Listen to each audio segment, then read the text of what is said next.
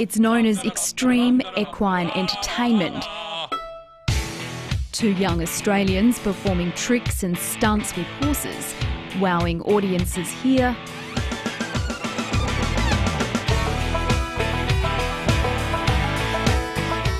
absolutely stunning. and around the world. Well, I walk into the room, passing out $100 bills. We've got a horse that can gallop in from a large distance and unassisted will come galloping over and then sit on a large beanbag or a cushion. And for a horse to sit from a standstill is hard enough. Like, there's not too many horses in the world that can do that. But as far as we know, he's the only one that can run in and do it unassisted, which is sort of pretty cool. And of course the kids and everybody enjoy it. I get the same reaction every time. Everybody loves it. You know, when I look down, I can see those two horses moving underneath me, and I'm just like, wow, you guys are actually sticking by me and staying there. It's a really, you know, neat deal for me. Dan James moved from Queensland to a Kimberley cattle station when he was 21 to help train 200 horses. There he met Dan Steers. The two realised they shared a love of horse entertainment and both wanted to turn that passion into a living. After a short stint performing at shows in Perth, they took a gamble and started competing at some of America's top horse events. You know, for our kind of stuff, because of the limited population here in Australia, I mean, basically you're looking at in the States that they have a larger registered horse number than we have our entire population. So it just comes down to, you know, the volume of people. That plunge overseas is now paying dividends for the Double Dan team. Apart from a plethora of awards, including the World Equestrian Games held in Kentucky, they're now contracted to one of America's largest thoroughbred studs to teach horsemanship skills to staff. Good job, putting right there. Stay. Television and movies like Jackie Chan's Shanghai Noon have provided some of their creative inspiration. The horse just sits like a dog from a standstill. And I thought, that is just crazy. Never seen it before and thought, I want to teach that.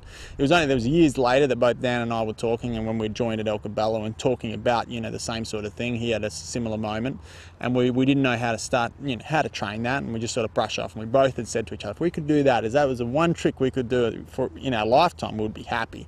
I think the biggest thing with horses is that we're always limited to our own imagination, and quite often, you know, with a lot of the miles that we drive, like going from one event to the next, that's when a lot of these crazy ideas that we come up with are sort of dreamt up, and we sort of sit there and all of a sudden it's like, you know, you see those horses have those light bulb moments at times where they're like, I get it. And that's what happened to us. We just driving along and all of a sudden it'd be like, you just feel like just about pulling over the truck and getting the horse out the back and going out and trying it, because it kind of gets you that excited. And while visiting family in Perth over the summer, the boys shared some of their techniques with the next generation, teaching not only how to keep horses calm and safe, but a few tricks as well. Ready again towards the fence, you're going to do another change of direction. Angela Clifton's son was almost killed from a wayward horse hoof, but rather than sell their ponies, she decided to invest in better horse training. We could have lost him, it was really serious. When we saw the Double Dans in their show about 2 years ago, we thought, well, when you can get your horses to be that obedient and that respectful, that's got to be something that we've got to get into. Yeah. Her 14-year-old daughter Shani has now trained her own foal. We can teach him to pick up a hat and lay down and just follow me around in Liberty in a 200-acre paddock. He does whatever I ask, whatever manoeuvre of the Double Dan I ask for him, he'll do it at Liberty with no alternate lead. The show is also motivating her to keep working with her horse. That's it. Okay, keep asking them to go forward.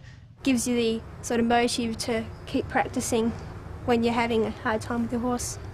And for the Double Dan team, it's been a surreal ride to the top. A very short time ago, you know, I was up on a cattle station in the Kimberley sitting under, you know, a tree at dinner camp with the rest of the ringers, and, you know, to go from that to where, you know, literally there's a lot of days that we're involved with some of the, you know, most wealthiest horse people in the world, whether it be in Lexington, Kentucky with the racehorse business, or with some of the other equestrian people that we work with and their horses all over the world.